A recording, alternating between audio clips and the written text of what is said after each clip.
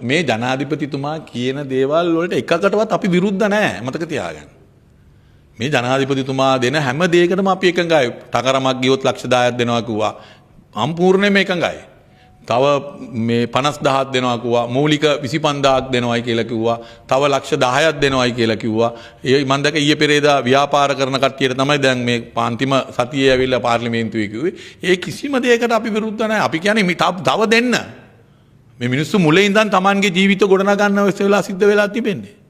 මේ මිනිස්සු සම්පූර්ණයෙන්ම දැන් අද ඉපදුනා වගේ මේ මිනිස්සුන්ට නැවත ගොඩනගා ගන්න වෙලා තියෙන ජීවිතේ. ඒ හින්දා තව දෙන්න පුළුවන් නම් තව දෙන්න කියන එක නෙමෙයි තමයි අපි කියන්නේ. දැන් ආධාර ලැබෙනවා. මේ ලංකාවේ ඉන්න ව්‍යාපාරික ප්‍රජාව දානපතියන් ගිහලා ආධාර දෙනවා. ඒ සියලු දේවල් ලැබෙනවා. මේ ලැබෙන දේවල් ජනතාවට හරියාකාරව යන්න අවද කියන එක තමයි තියෙන ගැටලුව. ඉතින් ඒ පිළිබඳව තමයි අපි අවධානය යොමු කරලා තිබෙන්නේ. ඒ පිළිබඳව යම් තැනක ගැටුම්කාරී තියෙනවා නම් නොලැබිලා තියෙනවා නම් ඒ පිළිබඳව අපි ඉතින් ආණ්ඩුවට කියනවා මේ තැන්වල ලැබිලා නැහැ කියලා. ඉතින් ජනාධිපතිතුමා ලොකු සිහිනයක් මවලා තියෙනවා. ඒ සිහිනය ජනාධිපතිතුමා ලබා දීපු ඒ සිහිනය ක්‍රියාත්මක කරවන්නේම තමයි අපේ වැඩේ. ඒ සිහින ටික සැබෑ කරගන්න අපි ජනාධිපතිතුමාගේ කරේ එල්ලීලා හරි මේක කරන්න කියලා අපි කියනවා.